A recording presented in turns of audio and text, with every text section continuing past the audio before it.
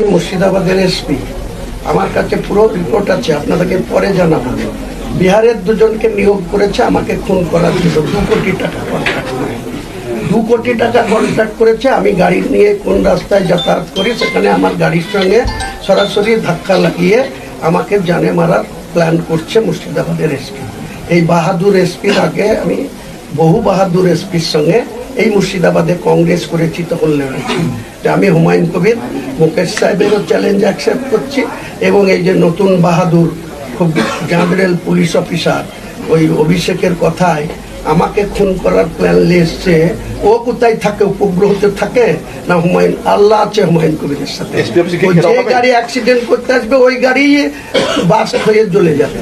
কলকাতা থেকে নর্থ বেঙ্গল গাড়ি চলছে না, কোনো গাড়ি বন্ধ আছে, হাইওয়ে লরি বন্ধ আছে, প্রাইভেট বাস বন্ধ আছে, বা অন্য কিছু বন্ধ আছে, তো আমি যাত্রা করলাম, তো ওদের তো বাধা কিছু, আমি কোনো পারমিশন নেব না। আমার ভেহিকেলসের ট্যাক্স পেয়ার করে ভেহিকেলস আছে, রেজিস্ট্রেশন আছে, সেই গাড়ি নিয়ে আমি বাংলার যেখানে খুশি সেখানে যাব, কোনো মামার পারমিশন নেব না।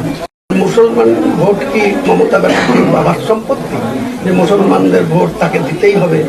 কোথায় বলা আছে? এতদিন মুসলমানদের কাছে বিকল্প ছিল না, তাই মুসলমানরা মমতা ব্যানার্জির ওই যে জুজুর ভয় দেখানো, বিজেপি চলে আসবে, বিজেপি চলে আসবে, বিজেপিকে আটকাতে গেলে মমতা ব্যানার্জি পারবে। আমি এখানে নিশ্চিত বলে দিচ্ছি, এখানে রেকর্ড রেখে দেন, হুমায়ুন কবির জনতা উন্নয়ন পার্টির নিজে যাদের জোট সঙ্গী তাদের নিয়ে 294টাতেই লড়ব।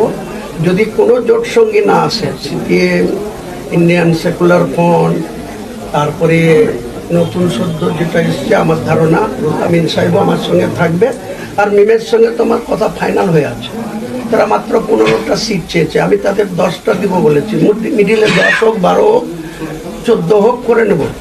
আমি হুমায়ুন কবির চ্যালেঞ্জ, বিজেপিকে রুখে দেব, মমতাকেও ক্ষমতার ধারে কাছে ঘেঁচতে দেব না।